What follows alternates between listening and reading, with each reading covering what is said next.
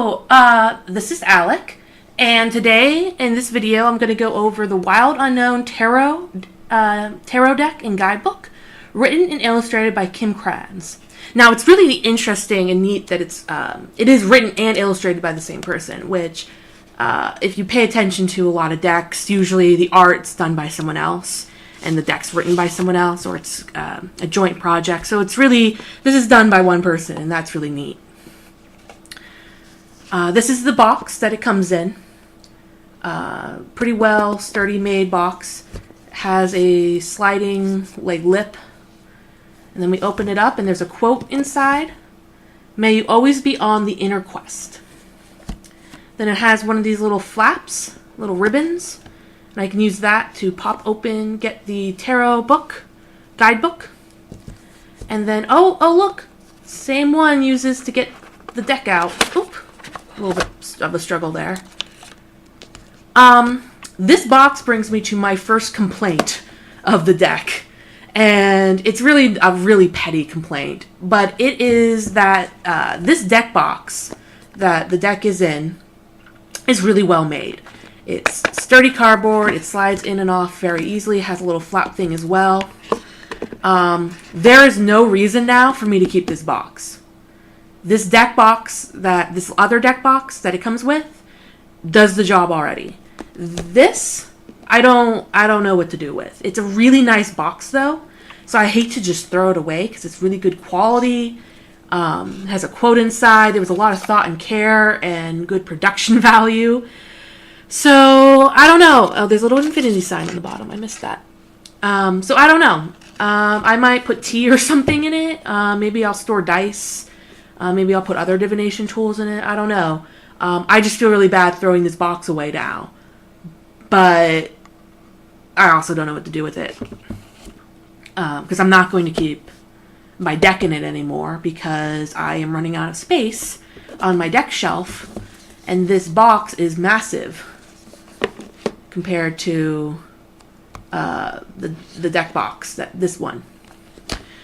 So I'll find a use for this. But it won't be holding the deck anymore. So before we go into the deck, let's look at the guidebook. Now, this guidebook, I really like that it's flexible. It's really nice. It's easy to hold. I can open up the pages very easily. The author gives some little history,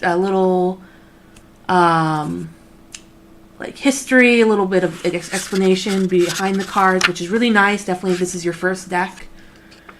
I like that she's really they're very concise. It's not a long-winded. I mean, this is probably the longest thing that is written is drawing the tarot.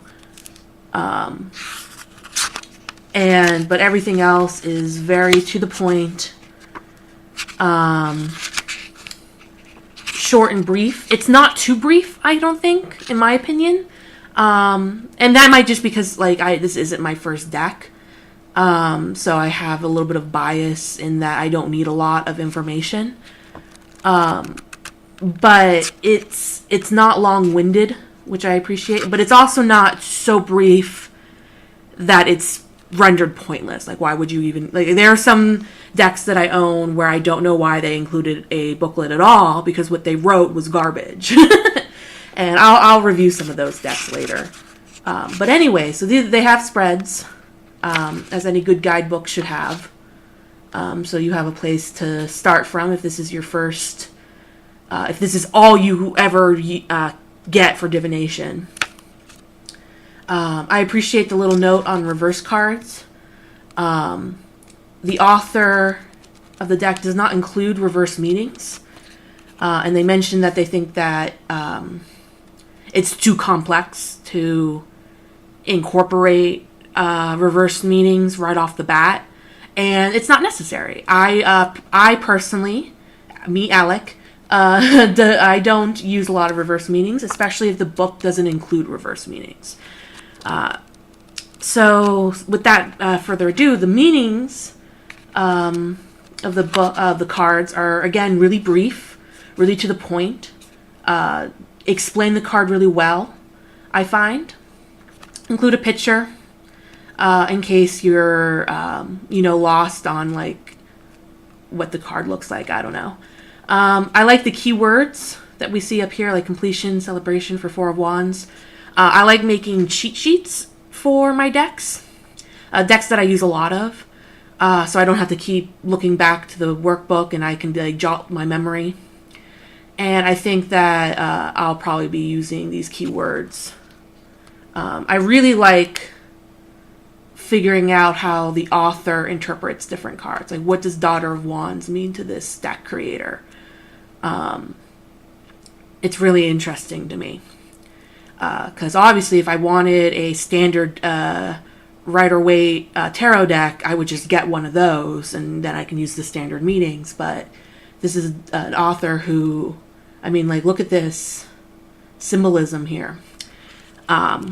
With that, I'm going to segue to talking about, be done with the guidebook, and let's talk about the main attraction, the deck. So again, this deck box is really well made.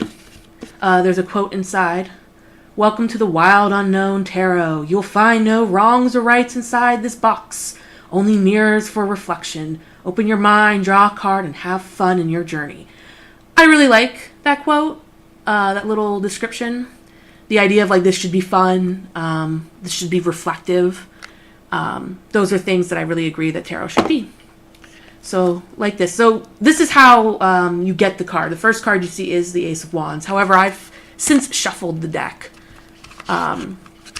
There's that infinity sign again. I've since shuffled the deck, so the cards are out of order, but we'll look at them in a little bit. First, though, the back of the card. I'm not going to lie, a little boring. A little kind of optical illusion-y. But, you're not really looking at the back of the cards that much. You look at them when you shuffle, but the main attraction is the actual cards. So the back of the cards are not great. The cards themselves are really nice, like, material. I really like them. They're not stiff, but they're not super flex. They're not cheap feeling. I don't know how else to describe it. They bend really well. So let me do a quick shuffle. Since I'm not reading this deck in reverse, I am being careful not to shuffle reversals in. But, whoop. And yeah, that's how it shuffles. So let's look at some of the cards. So this is Justice. This is a didn't mean to, but starting off with a card like I immediately don't understand this card, but I probably have to sit with it for a little bit.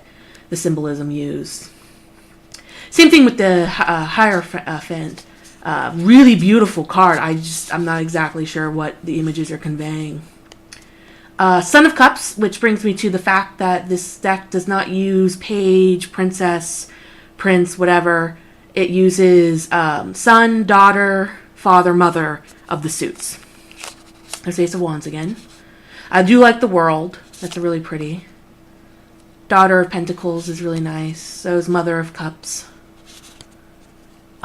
This is a good place for me to point out that I have mixed feelings about how some of the cards, such as the Nine of Cups here, seem almost overly simplistic, and then you have a deck like Death, which is really intricate, in my opinion.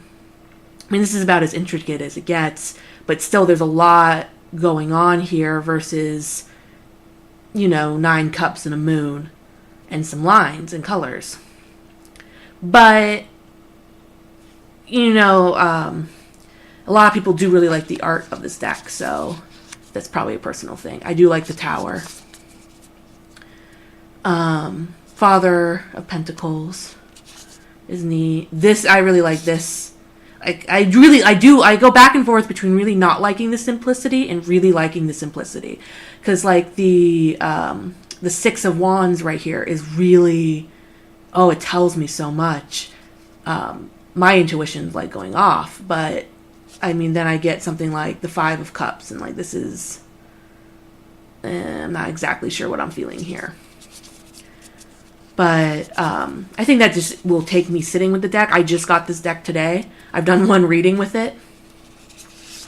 So I think I just need to spend more time with it, and I think I'll get better acquainted. Put the cards down. Better acquainted, yeah. Thinking of what else to say about this deck that hasn't already been said. There's a lot of really great... I really like the naturistic symbolism.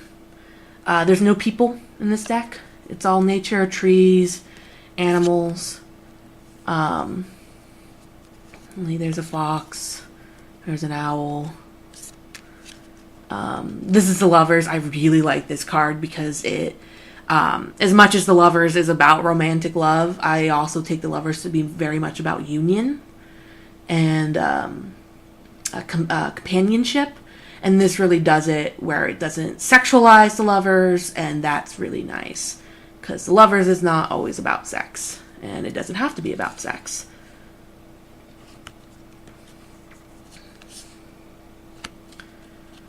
I really like the rainbows. I really like the Hermit. This is a really good illustration. And it's very simplistic, too. These are not complicated imageries. It's not gonna... Like, this is probably, like, the rainbow and, like, this card are, like, probably the most color you're gonna see.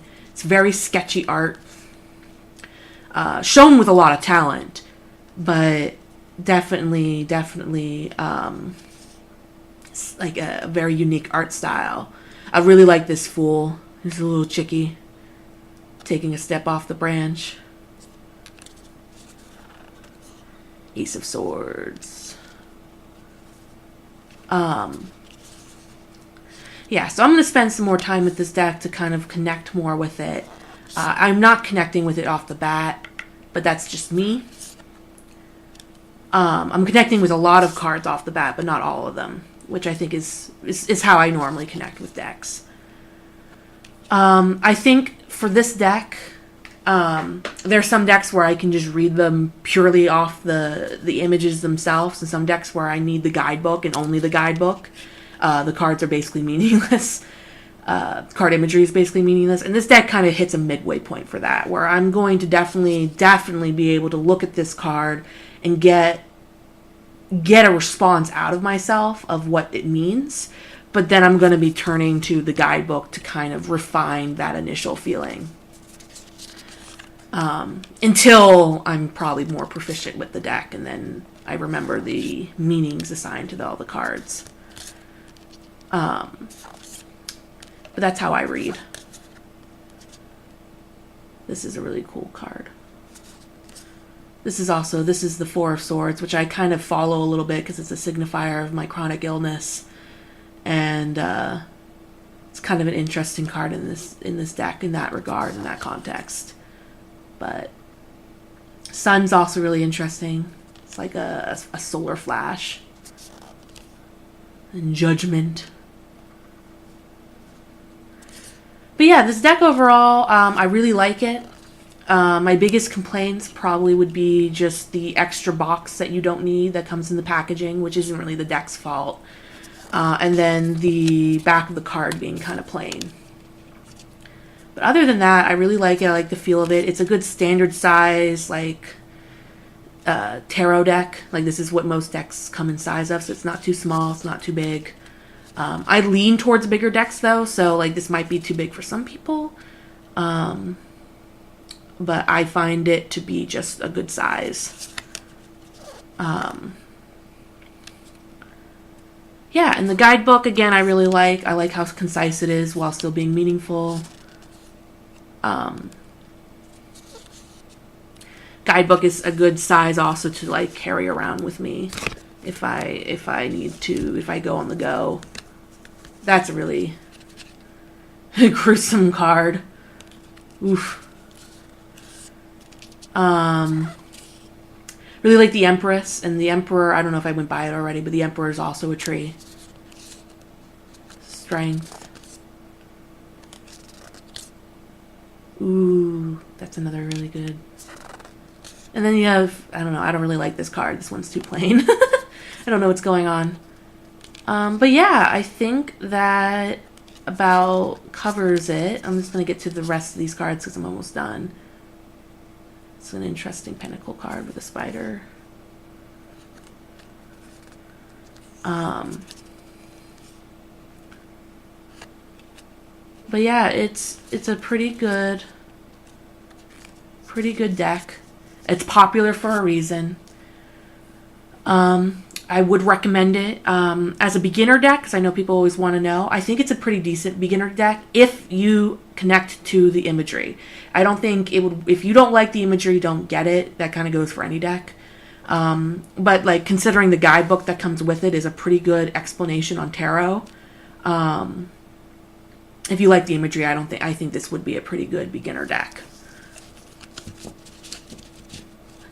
And also very good for seasoned veterans, because you can always use different meanings. Yeah. All right, I'm going to end the video there. I look forward to working with this deck more. And thank you for watching. If you have any questions, anything I didn't cover in the video, you can message me. You can also email me at alec.guire@gmail.com, and I will respond to any email inquiries about the deck and how it works if you have any questions. Thank you so much for watching, and have a nice rest of your evening, day, whatever.